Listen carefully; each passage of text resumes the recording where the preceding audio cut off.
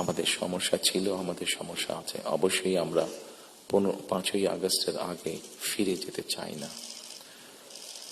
আমি আমার অবস্থান থেকে যদি চিন্তা করি, আমার এক পাশে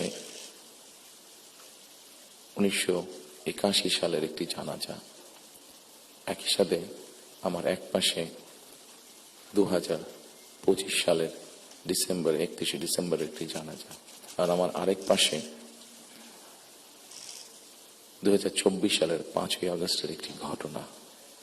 কাজে আমার মনে হয় এটি শুধু বোধহয় আমার একার জন্য নয়, যারা আমার দলের নেতা কর্মী সদস্য এবং সামগ্রিকভাবে পুরা দেশের মানুষের সামনে বোধহয় এই দুটি উদাহরণ বোধহয় সবচাইতে বাদ বিবেচনা করার জন্য সবচাইতে ভালো উদাহরণ, যে আসলে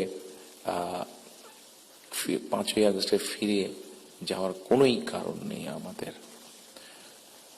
প্রিয় উপস্থিতিবৃন্দ, হিংসা, প্রতিশোধ, প্রতিহিংসা একটি মানুষ, একটি দল বা যেভাবে আমরা বিবেচনা করি তার পরিণতি কি হতে পারে আমরা দেখেছি 5ই আগস্ট।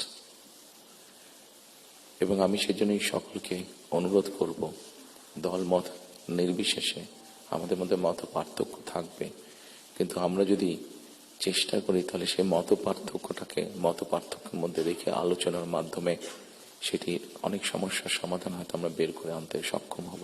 কিন্তু কোনোভাবেই সেটি যাতে মত বিভেদের পর্যায়ে চলে না যায়। মত বিভেদ হলে জাতিকে বিভক্ত করে ফেললে কি হতে পারে আমরা দেখেছি। আজকে সেই জন্য অনেকের মুখে অনেক হতাশার কথা আমরা শুনি, কিন্তু তারপরেও আসার কথা হচ্ছে যে তাদের কাছে ভবিষ্যতের চিন্তাও আছে, ভবিষ্যতের পরিকল্পনা আছে।